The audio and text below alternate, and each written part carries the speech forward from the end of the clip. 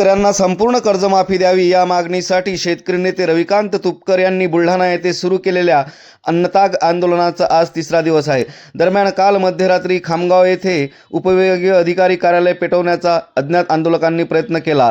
यात उपविभागीय अधिकारी कार्यालयाच्या गेटला थोडीफार क्षती झाली आहे।